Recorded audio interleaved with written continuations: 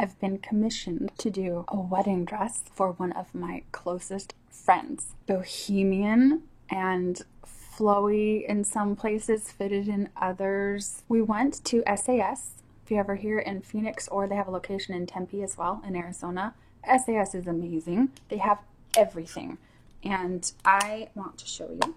If you watch my vlogs, you've seen this, but to be thorough and thorough, I just want to show you again, because this video is all about the dress. Okay, this is the lace. It has this gorgeous irregular scallop, if I can get that to stand up for you.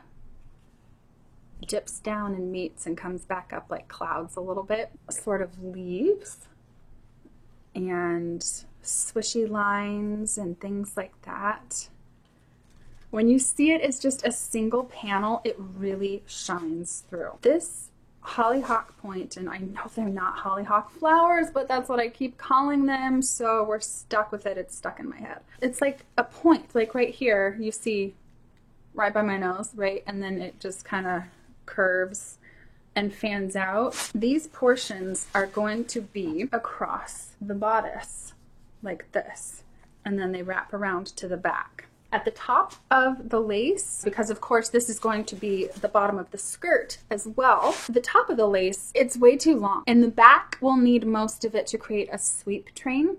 In the front, we'll need to bring it up a little bit, which means I'll be cutting off some of the lace at the top, and this scallop edge will be repurposed in the neckline and border, the edges of the sleeves, and the edges of the veil. I need to make a paper gum tape dress form. See that information? There we go. Gummed paper tape. I will be cutting some of it in half just to be able to get into the crossways and the finer points of curves and so on to make sure that it's accurate. I got measurements so that I can begin to create some of the basic pattern, but I am still going to be making the dress form because I need to know exactly how this point is going to rest on those measurements. Creating bust shapes is a very personal thing. So to make it fit properly, I want to be working on her shape specifically. For now, something I can do to get started is to prep the material. I know that I'm going to be cutting out 2 of these points, as I mentioned several times, to wrap around, so I can cut and trim those to get them ready.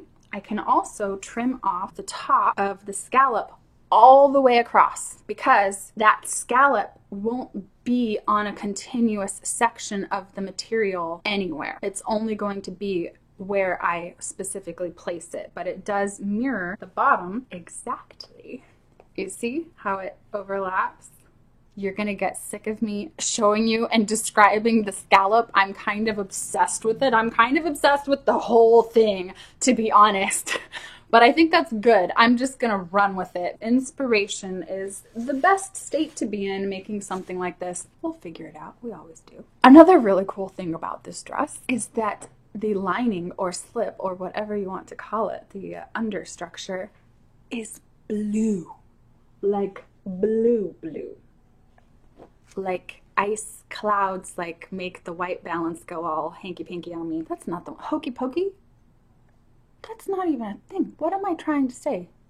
You know what I mean. It's blue enough that it makes the white balance go all haywire. There we go. There's an H word that actually means what I'm saying. For some portions, such as the bodice, the blue will be layered once.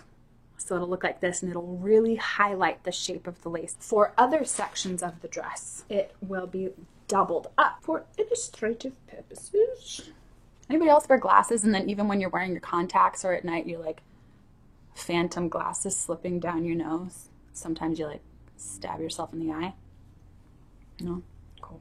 Like so. Ish.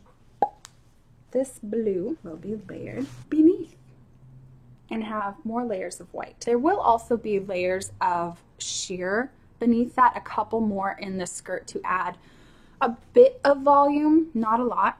There will be no crinolines or anything in this, but layers help it to move and flow in a way that is really luxurious, like almost more water-like because of the weight. So It won't have as many leaves and so on, but the number of layers of sheer is accurate if you see the blue through this. So it's more faint. This is getting a little silly and cumbersome. I know, bear with me. Just so excited I have to show you. Like a circus in here. Is it working? Is it working? It's not working yet. That, like that, like that. Okay, okay. Do you see it? Do you see it? Can you see it? Does that come across at all? Fainter blue, starker blue contrast, like bodice into, yeah? It was a lovely, lacy exercise in futility. Okay, blue. I'm excited. This is just going to be a very simple maxi dress underneath, except that it will be strapless. What's really holding it up instead of straps is the sheer sleeves. Invisible zipper down the back, buttons decorative over the top of that. Essentially did a proof of concept. This was one of the very first things I did in designing this dress. So the paper mock-up is a little worn at this point because I have fiddled and experimented with it so much, but this is the design I have settled on. This is the one that feels right, looks right, makes sense. I can instantly picture in my head how this is going to come together. You can see these paper points. She's not going to wear a paper dress. I don't know why I keep feeling the need to. Anyway, they come around to the back like this. And I know you can't see it very well because it's all squished in frame here, but the skirt is pleated. Remove this. It's been through a few things. It's all good. It's a tool. What good is it if we can't use it? Take it apart. So the skirt is going to be pleated all the way around. I literally just took some tissue paper and pleated it kind of the way I wanted, referencing the actual lace to get a sense of scale. Same deal for the back. And just tucked it right up under there. The invisible zipper is going to extend down between these 2 points, and I want to figure out how to put some pockets in it for her. Just kind of like pockets. Every dress should have pockets, so we're just gonna try it. The scallop that I'm cutting off the top goes all the way around the back, so it looks like one continuous line. That's one of the things about dress design, especially with lace. You can pick and choose parts of a whole layout, a whole design and print basically that's printed in lace, and cut out teeny tiny little portions of it and then stitch them on elsewhere, and the mesh kind of hides in itself, and all the tiny little stitches just to hold them in place. They're not supporting any weight. You don't have to worry about it. They're just there. And it's good. You can pick and choose where you put your elements. This whole new thing, as if you designed every individual piece yourself, but it's just from one big swatch of lace. How many times can I say lace in one video? Oh, brace yourself. That's the gist. The lacy gistiness.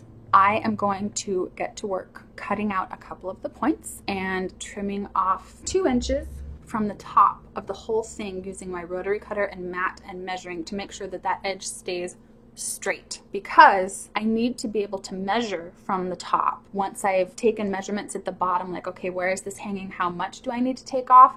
I need to be able to measure that from the top to trim it and attach it rather than the bottom, which is tricky. It's not like most skirts. I mean, usually you hem something, you just fold it up or trim it, you know, right from the bottom so you can assemble the whole dress before you need to hem it. This is not that way. This is very much the opposite. It does make things a little more complicated. I am going to create the pleating the way that we need it and stitch those just enough to hold it in place so that I can attach it temporarily around the dress and bring it up as needed to get a custom fit. Oh, there's a bustle in the back too. I see it in my head, but I keep forgetting to mention it. It has a sweep train for the ceremony and the veil that's even longer than the sweep train. Legs, sweep train, veil.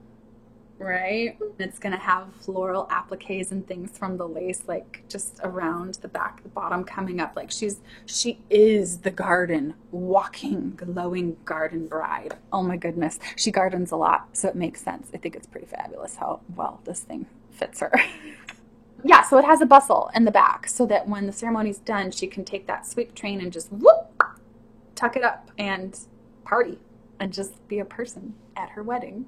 This is one of my favorite things about making is the process of figuring out how to piece it all together and then sharing that and hearing from other people and how did you do this. I've been watching and reading so much about dressmaking. I love it. It's going to be just a beautiful adventure making this thing. Okay, enough rambling. Thank you for sitting through this much. If you're still here watching, thank you. Have I mentioned I'm freaking ecstatic about it?